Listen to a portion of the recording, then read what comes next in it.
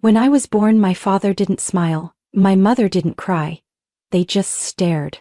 Like the hospital handed them the wrong baby. I was Natalie Reed, their firstborn, but I wasn't a boy, and that alone made me their first disappointment. No one ever said it out loud. They didn't have to.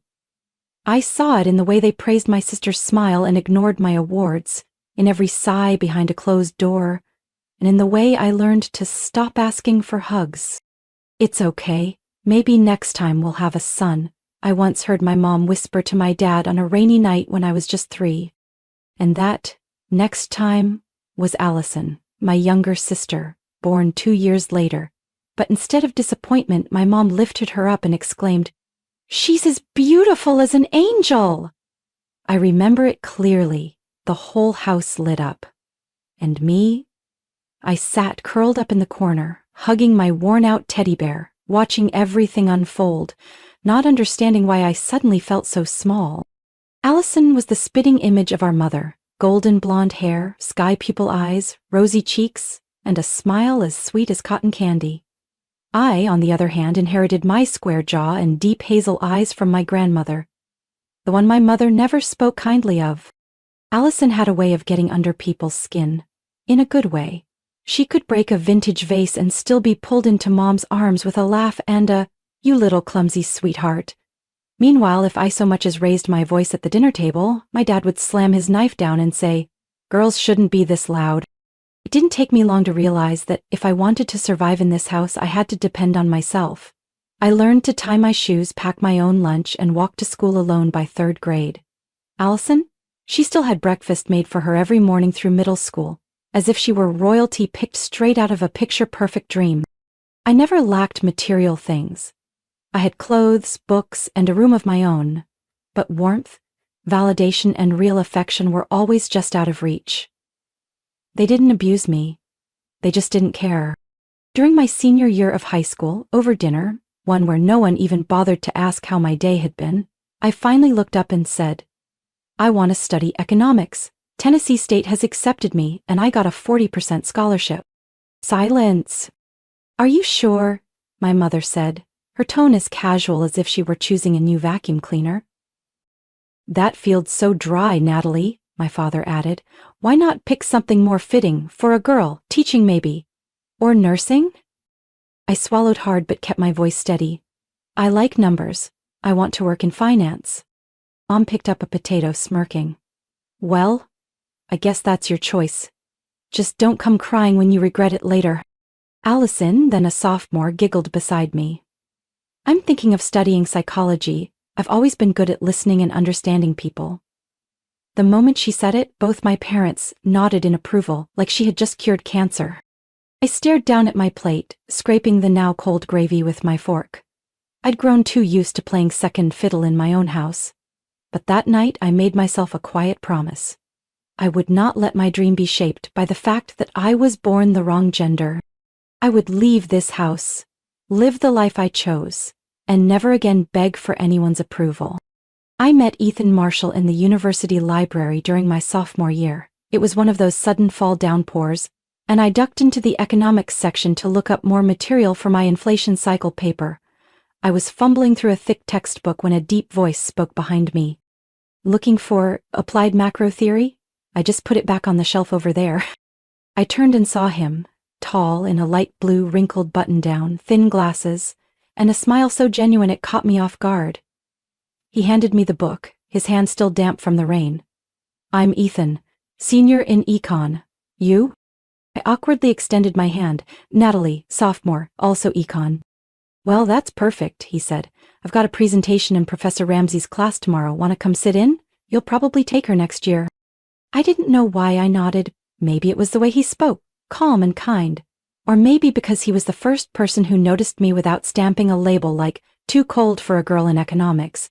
One class turned into study sessions turned into late-night coffee runs, and those quiet tentative touches slowly became a kiss beneath the red maple outside the library near finals week. Ethan graduated a year before me and landed a job at an investment firm in Nashville, but he didn't leave right away. "I'll wait for you to finish," he said one afternoon, sitting beside me on a wooden bench on campus, his hand wrapped around mine. If you still want to do this with me. I didn't respond immediately, but my nod that day changed everything.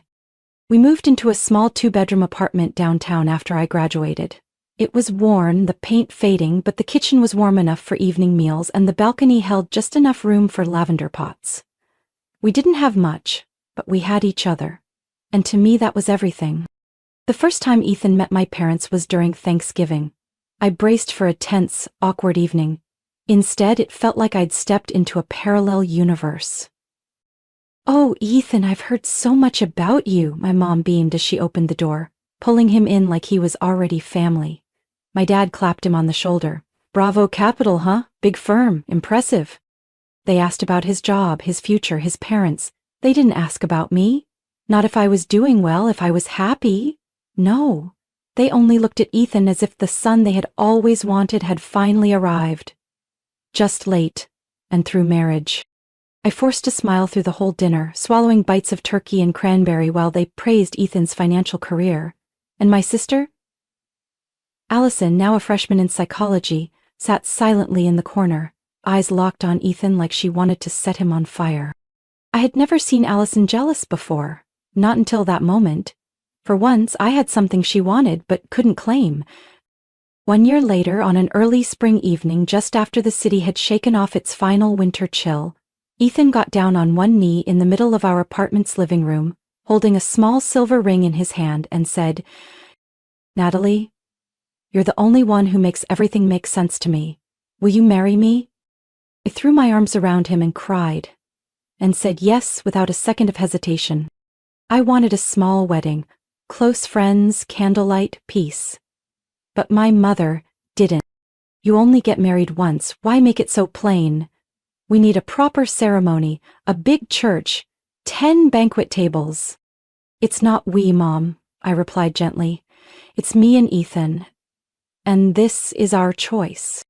We held the ceremony in a small garden behind a friend's old colonial home. Close friends beamed with joy.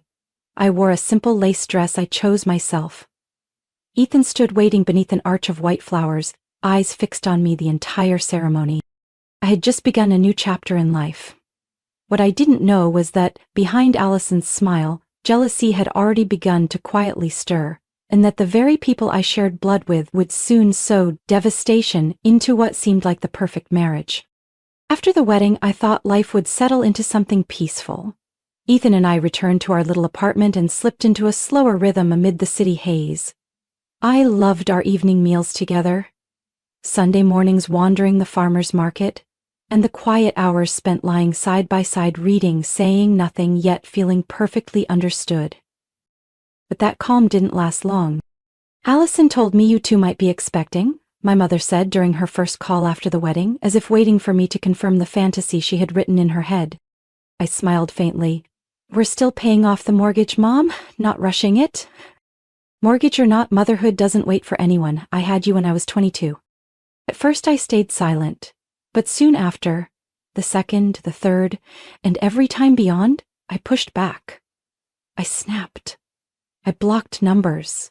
I postponed family dinners. But nothing stopped them.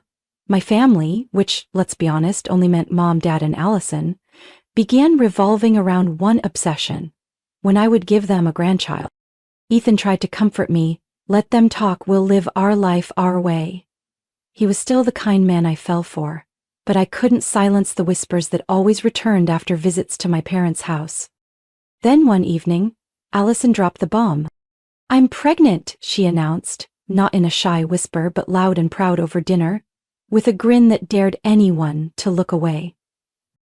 "It's Brian's," she added, as if the name had weight. Brian? Her boyfriend of barely 4 months, unemployed, couch surfing at a friend's place. Mom didn't care. She jumped up, hugged Allison like she'd just been crowned Queen of Fertility. "Finally, I'm going to be a grandma," she shrieked, then turned sharply toward me, her voice slicing through the noise. "And you, Natalie? When will you give us something?" I sat in silence, fists clenched under the table. Ethan lightly touched my thigh, signaling me to hold it in. But it didn't stop there. As Allison's belly grew, my parents transformed her room into a nursery, bought a crib, plastered the walls with pastel wallpaper, and hung a name sign that read Baby Hazel, as though the child was the center of the universe. They invited Ethan over to help assemble furniture, asked him to help pick out diapers, even asked for his opinion on stroller. At first Ethan seemed hesitant, but he didn't say no. "Hazel's really sweet," he said on the ride home. "Being around her makes me want one of our own." I forced a crooked smile. "We're trying, remember?" We did try.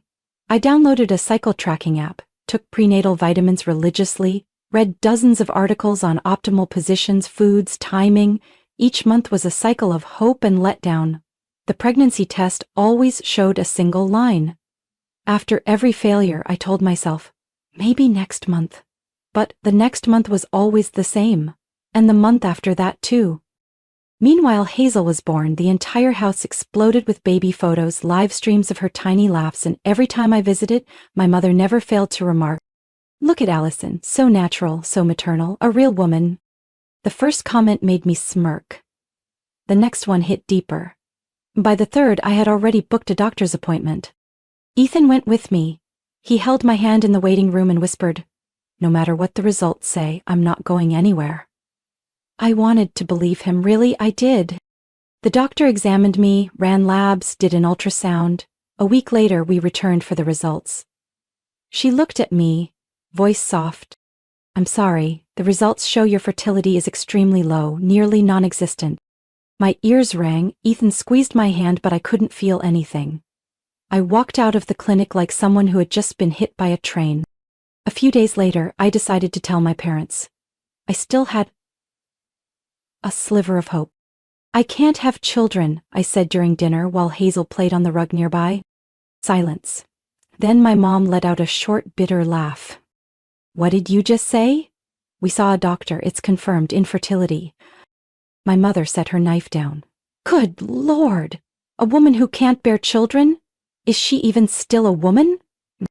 My dad muttered, not looking at me. "A beautiful vase that can't hold flowers." Allison snapped her fingers at Hazel and whispered with a smirk, "At least I know how to keep a man." I looked at Ethan, hoping, pleading, that he would stand up, say something. But he lowered his head, said nothing. I stood. My throat burned. "Thanks for dinner. Next time, don't invite me if all you want to do is judge." I walked out of that house. The cold wind stung my face. And for once, I wasn't sure if Ethan was still the one I could count on through life's storms. I started noticing the small things. Ethan began visiting my parents' house more often.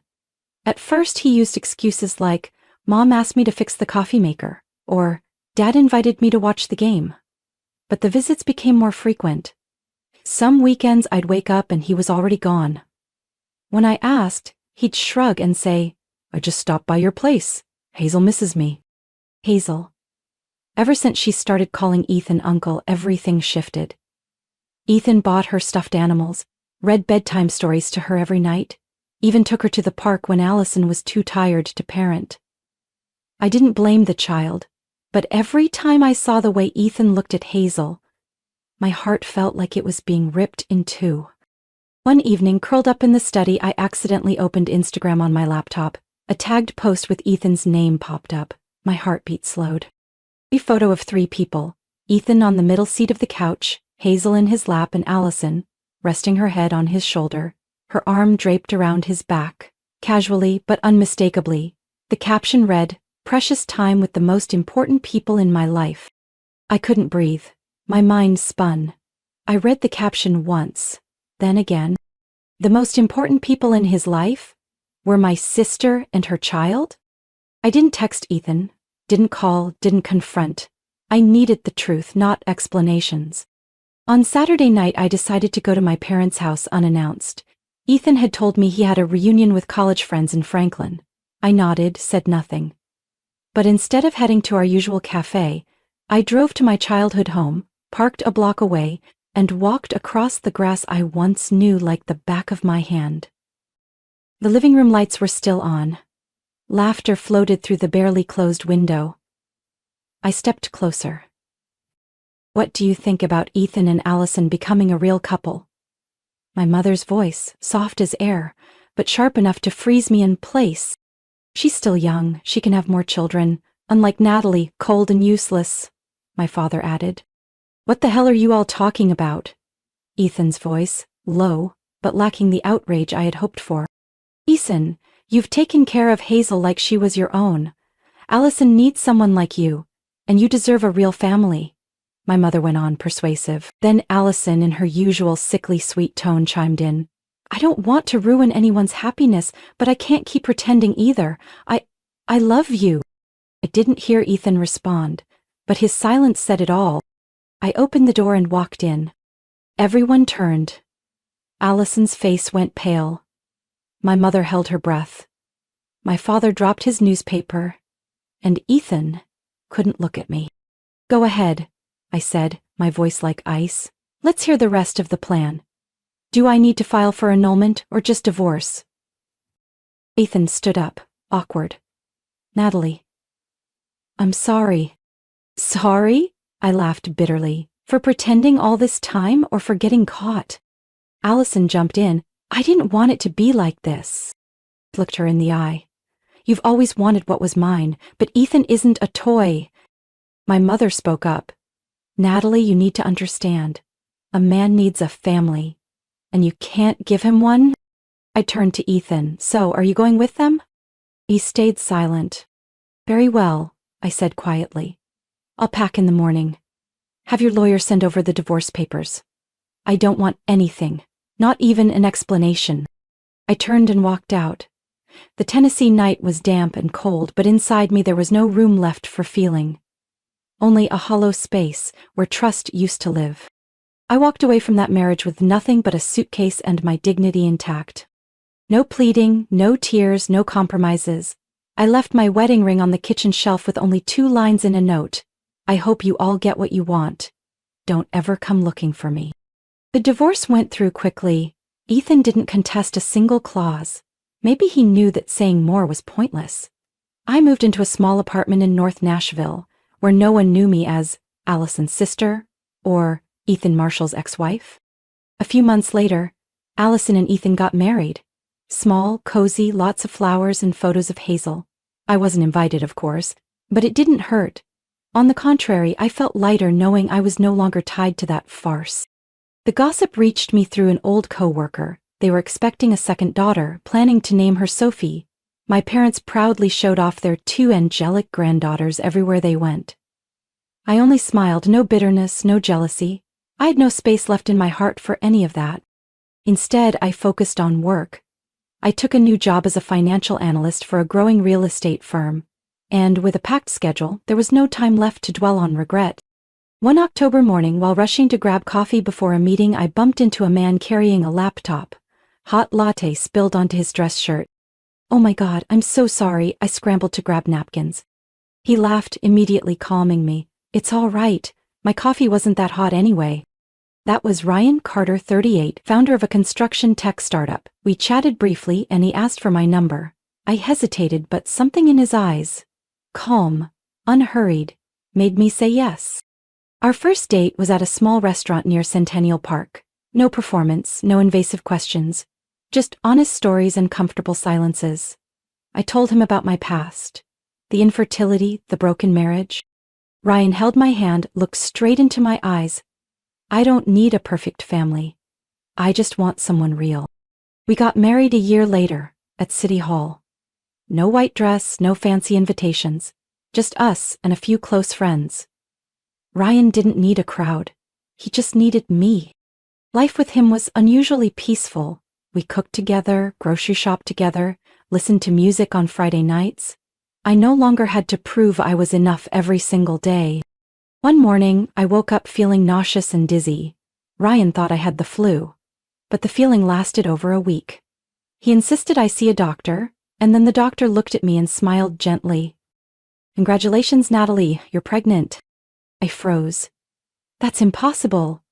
I was diagnosed as infertile. The human body is always full of surprises, she said. It's rare, but not impossible. I carried the ultrasound printout home, my hands trembling. Ryan took the paper, looked at the image, then looked at me. Is it real? He asked, almost whispering. I nodded, and he held me for a long time. Said nothing, just buried his face in my hair and cried. 9 months later, I gave birth to a baby boy weighing just over 7 pounds at the Central Hospital. I named him Caleb Ryan Carter, the unexpected gift of my life. As I held him in my arms, I no longer remembered the cruel words, the condescending looks, or the months spent wrestling with failure. I saw only a tiny being, a living reminder of my own rebirth. Ryan whispered in my ear, "You won, not through anger but through love." I had no intention of ever facing my old family again. The city was big enough to avoid each other, noisy enough to forget. But sometimes, fate picks the perfect moment to test your heart. That night, Ryan and I decided to celebrate Caleb's second birthday with a quiet dinner at our favorite Italian restaurant, Del Fiore, on the second floor of a small boutique hotel near downtown Nashville. Caleb was staying with my best friend's son for the evening, while we sat by the window, soft wine and scented candles, framing our laughter. Until I looked toward the corner of the room. Allison, wavy hair, tight dress, laughing brightly with a man who wasn't Ethan. He was stroking her thigh under the table, and Allison leaned in to whisper something in his ear that turned his cheeks red. I didn't look away. Instead, I took out my phone, switched to silent mode, and snapped a few clear photos. Then I put the phone away, raised my glass, and smiled as if nothing had just happened. Ryan sat across from me, eyes searching. I gave a small nod. Old story, but maybe it's finally reaching its end. A year later, on a crisp October morning, I took Caleb, now 3 years old, to the local grocery store. He ran ahead between the aisles, tightly gripping his red toy truck. And then I heard a familiar voice. "Natalie?" I turned around. It was my mother. Behind her stood my father, Allison, and Ethan, all 4 of them frozen in the produce section like time had trapped them. They started to turn away until their eyes landed on Caleb. A little boy with deep brown eyes like mine, but a smile and nose that were unmistakably Ryan's. "And this is—" my mother stammered, eyes fixed on Caleb. "His name is Caleb," I said calmly. "He's my son." Allison burst into laughter. "Here we go again. Everyone knows you can't have kids. Who are you trying to fool?" I bent down, lifted Caleb into my arms, and held him close. I gave birth to him naturally, and no, I don't owe an explanation to people who once treated me like garbage. My mother stepped forward, eyes glassy. "Natalie, we were wrong. Let me hold my grandson just once."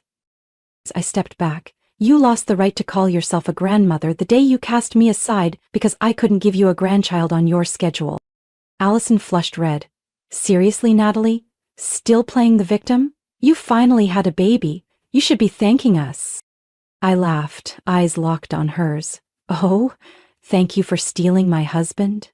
Or for putting on the perfect family show for 3 years while sneaking around behind Ethan's back?" The air froze. Ethan turned to Allison, eyes narrowing. What is she talking about?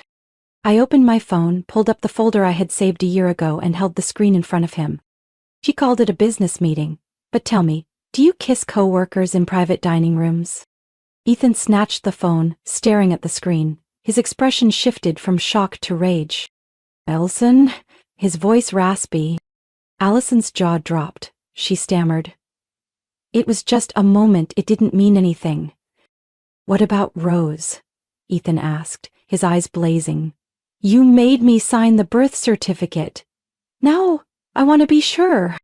3 weeks later, I heard Ethan had taken a DNA test. The result? He was the one who was infertile, which meant neither Hazel nor Rose was biologically his. Ethan filed for divorce and refused to pay support. Allison was kicked out of the shared home, carrying both children back to her parents' house. No job, no husband, no title. They called me. They came knocking at my door. My mother cried outside, begging to see her grandson. I didn't open the door. Ryan stood beside me, his hand resting on my shoulder. "You don't have to go back there. Family is who chooses to stay, not who chose to leave." I looked at Caleb playing in the yard, sunlight catching his golden brown hair. "I know," I replied, "and I already have everything I need." In the weeks that followed, the doorbell rang more often than usual. Sometimes it was my mother standing at the gate with a box of pastries like she could rewind time. Sometimes it was my father, pale as a ghost, awkwardly asking about his grandson. And sometimes it was Allison, the same woman who once stepped on me with her chin held high. Now silent, exhausted, holding Hazel and Rose by the hand, trying to say something kind through the iron gate. They said they'd realized their mistakes, that they just wanted a chance to make things right, that Caleb deserved to know his roots. I didn't open the gate, not once. Instead, I sat in the living room, watching the security feed, listening to everything they said, not to forgive but to remind myself, not everyone who's shown up in your life deserves to return. Ryan always stayed quietly beside me. He didn't push, didn't speak on my behalf, didn't rage for me. One afternoon, as I sat staring at Caleb's drawing of the three of us, Ryan came up behind me, wrapped his arms around me and whispered, "Family isn't about blood. It's about love, respect, and loyalty. It's about the ones who stay, even after they know everything about you." I didn't reply. I just held his hand tightly, as if letting go for even 1 second would shatter me. That spring, Caleb started preschool. At the first parent meeting, the teacher handed out a form with a question: "Who's in your family?" Caleb sat beside me, holding a sky blue crayon, and drew 3 people. One with curly hair like mine, one tall with glasses like Ryan, and a smiling child. Underneath, in scribbled letters, he wrote, "Mom, Dad, Ryan, and me. No one else." I turned to him. "Why did you write that?" Caleb looked up, eyes clear as day. "Because that's our family, Mommy." I laughed, tears falling before I even noticed. Ryan gave my shoulder a light squeeze and the teacher just smiled and nodded. We bought a small house in the suburbs when Caleb turned 4. Nothing fancy, just a yard for him to run in, a warm kitchen for dinner together, and a big bookshelf where I could teach him to read every letter. Each night, after Caleb fell asleep, I'd look at him, then look at Ryan. The man who didn't come into my life with thunder but with quiet persistence and genuine care. I once thought I'd lost everything when I left Ethan. But I was wrong. I lost a family to find a real home. I don't carry hatred, but I do remember. I remember who turned away when I collapsed. Who stayed silent when I needed them most, and who stood by me, even when I had nothing left but a broken heart. I don't need my mother to hold my child. I don't need my father to recall the day I was born. I don't need Allison showing up with her kids to reconnect bloodlines. Because blood doesn't define family, choice does. Ryan chose me, Caleb chose to call him Dad. And I chose myself. I chose to rise when the world walked away. I chose kindness, even after betrayal. I chose to love myself, so I could love others with a heart that's no longer broken. Family doesn't have to be where you were born. It's where people stay when everyone else walks away. I was once an abandoned wife, a betrayed sister, a daughter treated like a burden. But now, I am a free woman, a joyful mother, a wife, love the right way. And that is enough. Natalie's story reminds us, not everyone who shares your blood deserves to be called family. Sometimes it's the ones closest to us who cause the deepest wounds. But what truly matters isn't what broke us, it's how we rise, heal, and choose the people who are worth keeping. A real family is built on love, respect, and loyalty, not sacrifice for shallow approval. What do you think about Natalie's choices and how she rebuilt her life? Share your thoughts below and don't forget to follow the channel for more touching, real, and powerful stories about family and life.